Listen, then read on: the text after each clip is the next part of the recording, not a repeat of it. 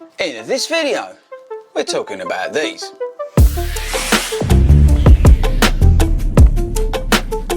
What is up, everybody, and welcome to Super Shoe HQ. Now, have you got a pair of these ready for your New York Marathon? This is the New Balance SC Elite version 3. This is the new version of the RC Elite.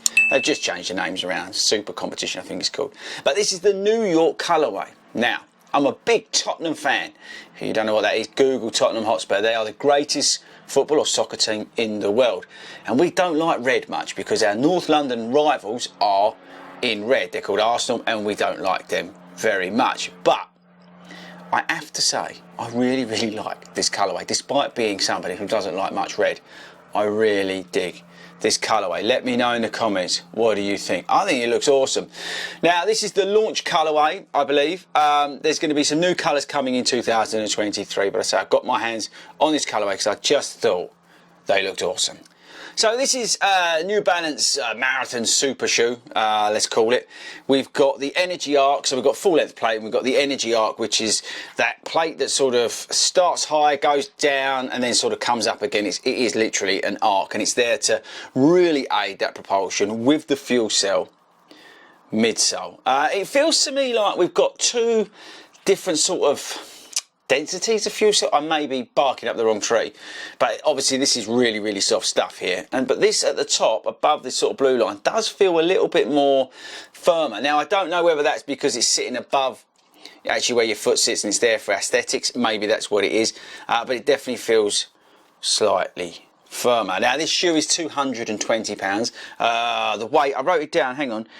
The weight is 280 grams. I got told off the other day for giving you ounces, so 280 grams. We've got a one-piece knit upper, which I'm not a fan of. I'll come on to that in a minute. Now, this is a UK 10, people. I went up half a size in this shoe, and it fits fine. But be aware of your sizing. I've gone UK 10. It's got a 4mm drop, I think. Yeah, 4mm drop. Although it doesn't feel like a 4mm drop, and we've got 35mm stack in the heel. I think that's about it in terms of the stats and features and what you need to know about the shoe. But let's get on to how I found it this past week. Okay, right, so if you didn't know, I've just done a marathon recently, so I'm coming back into the fold. And I put a poll up on the community tab. Thank you very much to everybody who voted. And we went with the SC Elite versus the Prime X Strung. That will be coming out at some point.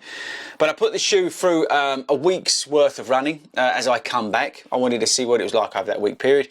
It's not enough mileage. I would have preferred to do more miles in it, but I wanted to let you know sort of my first impressions after that week of using it. Now, firstly, I don't like the fit of the upper.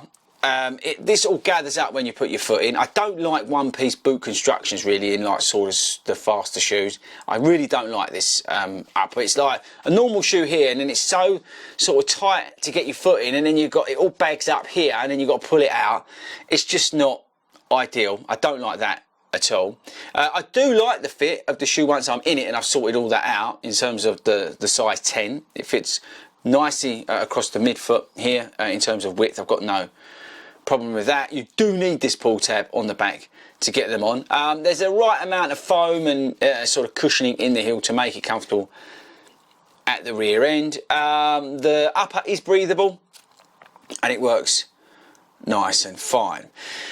Now, I think the biggest thing we need to talk about here is probably the Fuelcell midsole and how I've got on with that because of my sort of slight pronation issues. Now, firstly, this shoe is quite rockered. It's a noticeable heel to toe in terms of the rocker, and the overall feel of it is mushy. I'm not a big fan of it because it's almost too mushy for me. Now, this is personal preference I think we're getting into here, and this is why I've got to be a little bit careful with putting you off this shoe, because I don't want to put you off this shoe, because I think this is going to come down to very much how you are as a runner. Now, I've sort of transformed more from sort of heel to toe in terms of my running style. If you watch any of the recent videos, one of you guys picked up on it actually in some comments, how I was more on my toes. And it did make me laugh. You thought I was doing that just for the cameras. I'm not. I really don't care about what I look like on camera, as you'll see from some of the outfits I wear. But I've definitely transitioned more to a forward foot, but when I've been running this week and some of those slower runs, it's definitely felt too mushy.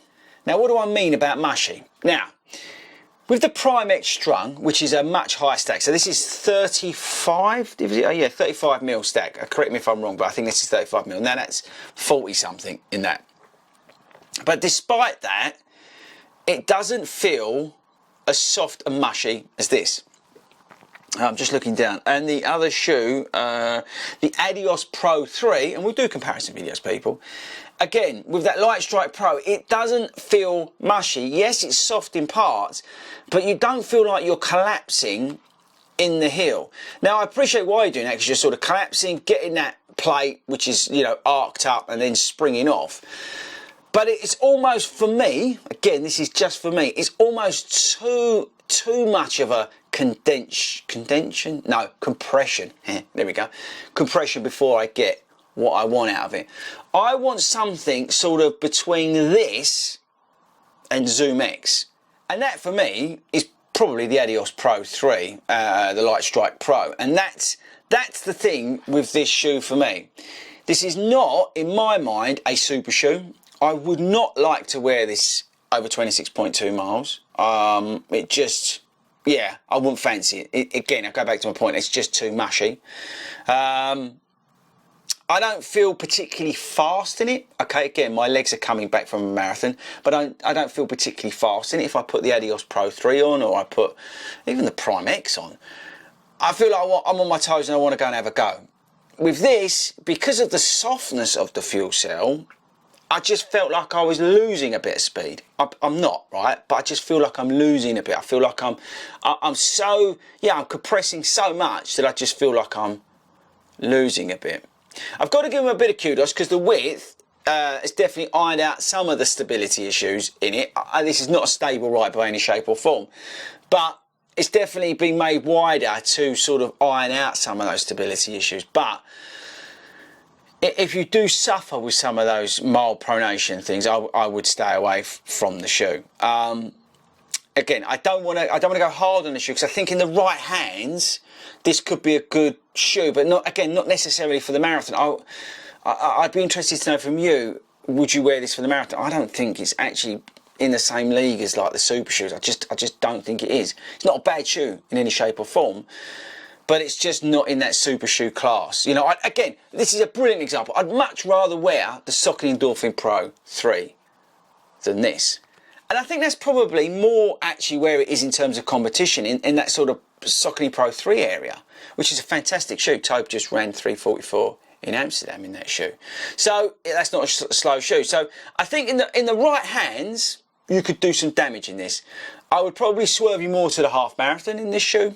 But you've got to be aware that it is a mushy ride. And again, it's not new news to me. I knew that it was going to be soft, but I didn't expect it to be as again mushy, which is that feeling of the compression that's not giving me that much rebound. With the Light Strike Pro, I feel like I get a much more a quicker response from the midsole. Does that make any sense? Hopefully it does.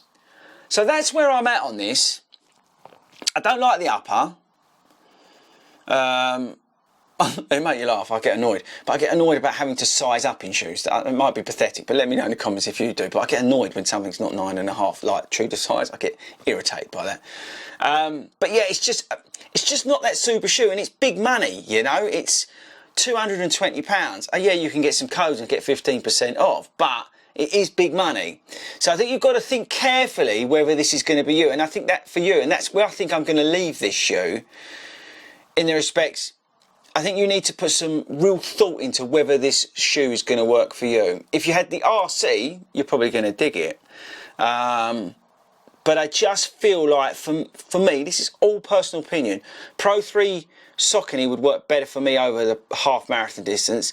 The Adios Pro 3 works better for me on the marathon distance. The Alphafly works better for me on the marathon distance.